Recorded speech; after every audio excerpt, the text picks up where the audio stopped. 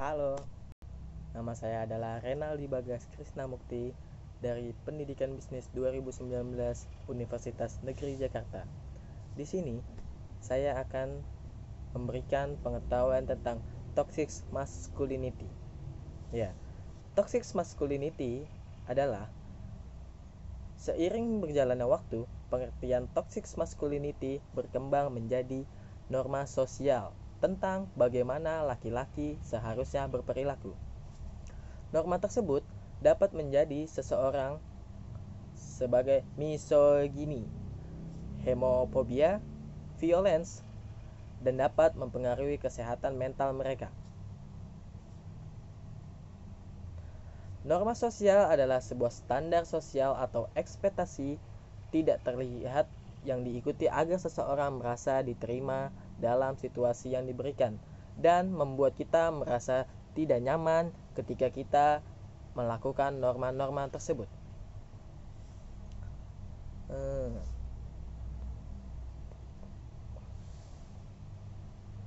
Norma gender sama seperti itu, tetapi lebih spesifik berhubungan dengan jenis kelamin dan bagaimana ia berperilaku, berpikir, merasakan, serta berpenampilan yang diasosiasikan dengan gender tertentu.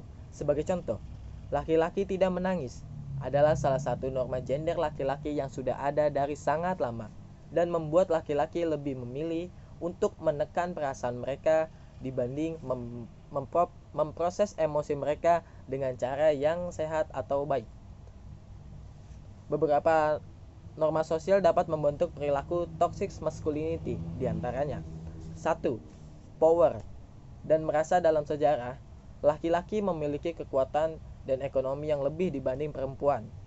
2. Privilege. Privilege atau keuntungan yang terjadi akibat adanya norma gender yang kaku dapat menyebabkan laki-laki tidak sadar bagaimana menjadi laki-laki dan mengikuti norma maskulin yang memberikan mereka power dan keuntungan yang tidak dimiliki oleh perempuan.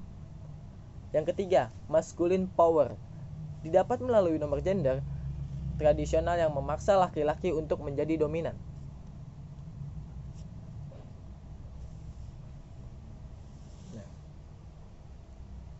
Dalam norma tradisional, masculine brain and masculine skill atau BMS, terdapat 4 tema penting dari apa yang laki-laki inginkan, bagaimana laki-laki seharusnya, dan kesuksesan dalam menjalankan hal-hal yang berhubungan dengan bagaimana seharusnya laki-laki bersikap dan berperilaku. Yang pertama adalah the big wheel. Laki-laki adalah tulang punggung.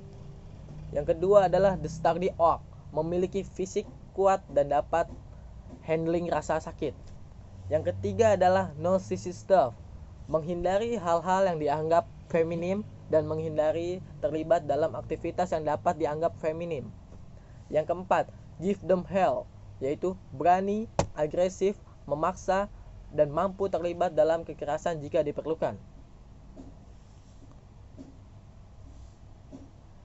Dengan adanya toxic masculinity menyebabkan munculnya krisis identitas ketika laki-laki mencoba untuk mencapai maskulinitas yang ideal dan kemudian dapat memberikan efek negatif pada mental dan emosi mereka, seperti menampilkan emosi yang diredam atau tidak didengar, menunjukkan kurangnya rasa empati, serta mengalami agresi yang cenderung bertahan lama.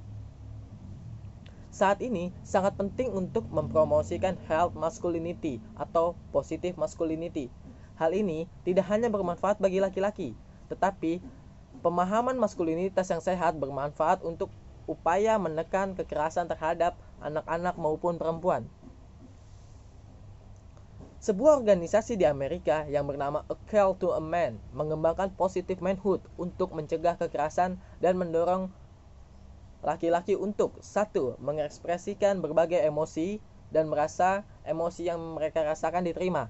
Yang kedua, merasa rentan dan mencari bantuan jika memang perlu. Yang ketiga, memperlakukan orang lain secara sama rata dan sama hormat. Yang keempat, mendengarkan dan menghargai perempuan. Dan yang terakhir, menjadi role model bagi laki-laki yang sebaya dengan mereka. Terima kasih.